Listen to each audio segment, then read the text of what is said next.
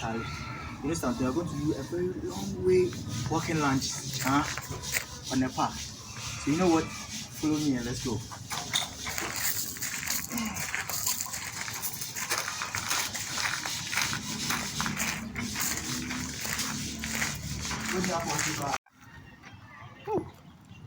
Guys, let's try this shit, you know.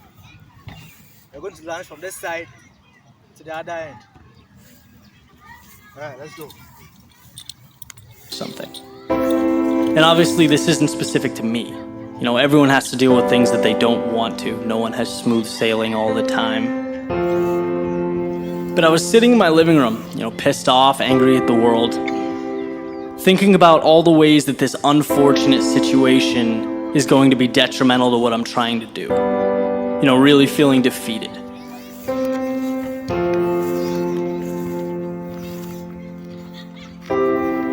But the more I thought about it, the more it became evident that I was wasting my time. Because realistically, whatever happened, it happened. I can't change that. But what I do have control over is the way I internalize the situation. My perspective. Do I want to see the circumstances good or bad? You know, that old glass half full, half empty concept. So I began thinking about how I can take this unfortunate situation and rather than suffer because of it, you know, how I can benefit from it, make it an advantage. When you really think about what a setback is, it's kind of a unique thing because it's an opportunity to take a step backwards and reapproach the challenge that you're facing. But this time, to come back better than before. To show the universe why it's going to take more than that. It's time to dig deeper now. Time to push yourself to the next level. The world wants to keep throwing problems your way? Good. You'll just keep finding ways to get better. In life, so many of us are lucky to have the freedom to pursue our passion. You know, and we do that tirelessly. But a big part of that is the ability to be agile, to adapt, to find ways to win when you hit a roadblock. A lot of the times that ends up being the difference maker. One of the reasons I love doing this work is because I talk to so many amazing people. I hear so many great stories about these brave individuals battling illnesses, tough times, but still making a point to run, to work out, you know, to excel in their daily lives at work with their family. And again, it just puts everything into perspective. Why shouldn't I be able to transform my situation? Which, by the way, pales in comparison to what some of these people are dealing with. This is life. You know, here are your puzzle pieces that are assigned to you.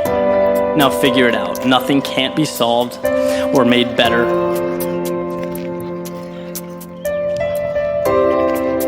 So I hope anyone listening to this, going through that rough stretch, I hope you can take that step back and really re-examine what it is that's in front of you.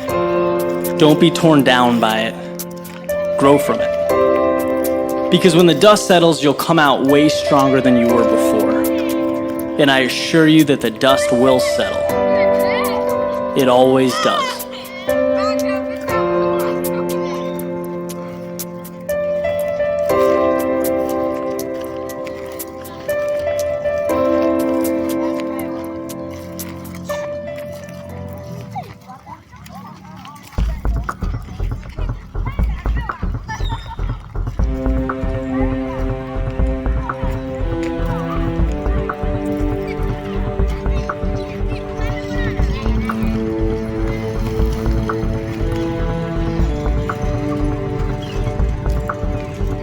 Fear is an integral part of life.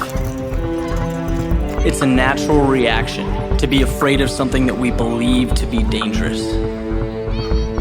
In specific situations, it keeps us from harm, right? We don't put our hand near a flame for fear of being burned, and that's a good thing. That's its biological intent. It's part of the reason our species was able to evolve and flourish. But just as it helps us, it can be our biggest obstacle. It becomes easy to see everything as that flame that will burn our hand. We fence ourselves in, we create a comfort zone because a comfort zone is safe. And because of this, we miss out on some of life's greatest opportunities. Most things worth having live outside of our comfort zone, on the other side of fear.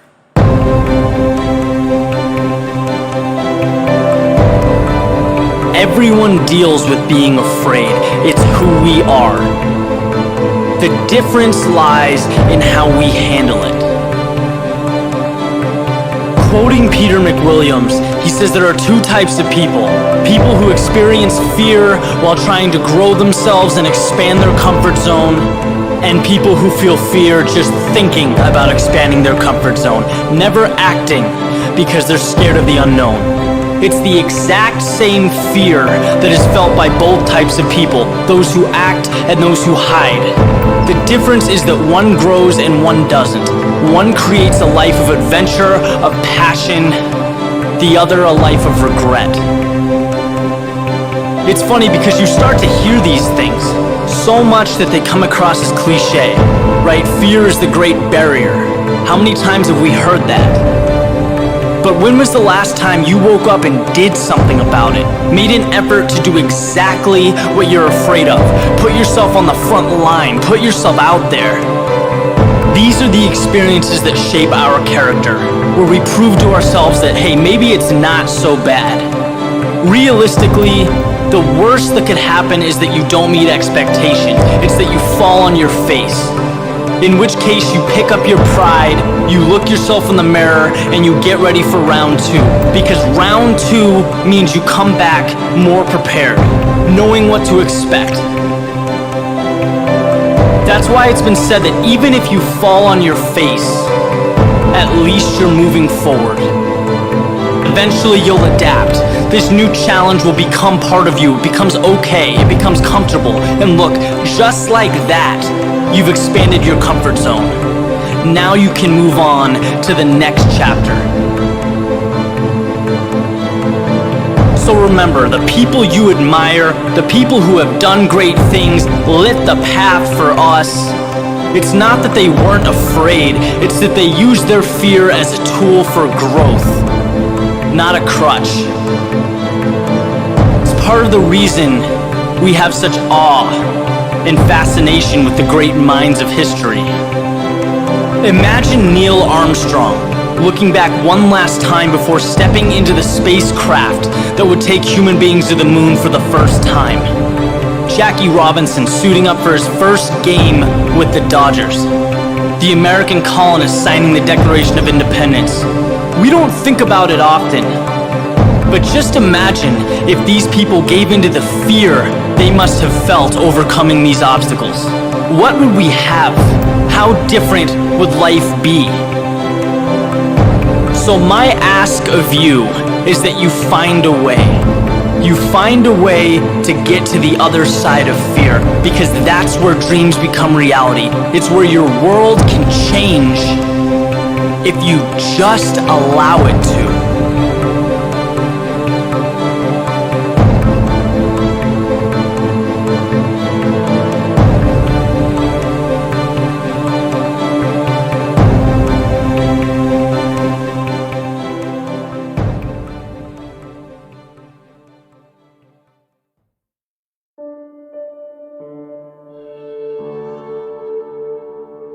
So, typical Tuesday morning, I was up spending some time reading, checking out some videos online, and I came across one that really hit home for me, to the point where I wanted to make it the central theme for this week's video. And basically it was a short monologue by Robin Sharma. For those who don't know him, he's a sharp guy, he's got a lot of content on the internet.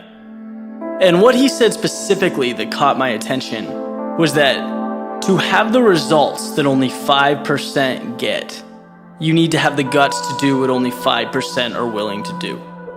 And this really got the wheels turning in my head, because there are only so many ways you can articulate personal courage. Only so many ways you can talk about being fearless.